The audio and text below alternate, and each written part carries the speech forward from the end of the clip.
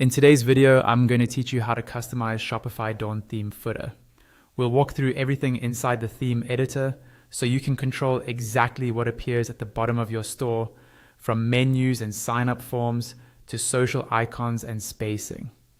Start by logging into your Shopify admin dashboard. On the left-hand side, look for the option labeled Online Store and click it. At the top of this page, you'll see your current theme.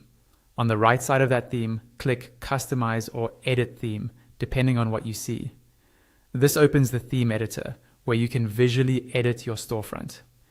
Inside the theme editor, look to the left panel where all your sections are listed. Scroll down until you find the footer section. This is where you can manage everything that appears at the very bottom of your site. You'll notice an option to Add Section. If you click this, you can add extra content just above your footer, such as an email sign-up section or a custom liquid section for more advanced or custom content. Within the footer itself, you'll see a main footer section, and underneath, the blocks that live inside it. Click the small arrow or caret next to footer to expand it and reveal all those blocks. If you click Add Block, you'll see options to add a menu, brand information, a text block, or an image block. These blocks let you control different areas of your footer, like quick links, your logo, a short about text, or a small image. To customize any section or block, simply click on it. For example, click on the main footer section to open its editing and styling options. Here, you can choose a color scheme using the drop-down next to color scheme. If you want to tweak that scheme, select it first, then click the edit button that appears under it. You can also enable or disable customer sign-up in the footer and change the heading text for that sign-up area.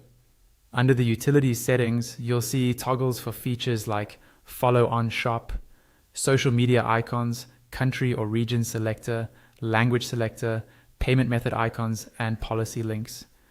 Turn each one on or off depending on what you want visitors to see. Further down under spacing, you can adjust the top margin to control how close the footer sits to the section above it. Under padding, you can fine-tune the top and bottom padding inside the footer to give it more or less breathing room. If you open theme settings from the left sidebar, you'll see fields where you can paste your social media profile links, which control the social icons that appear in the footer. And if you're comfortable with code, you can also add custom CSS to style the footer even more precisely. Once you're happy with how everything looks in the preview, go to the top right corner of the editor and click Save. That will publish your new footer settings to your live store.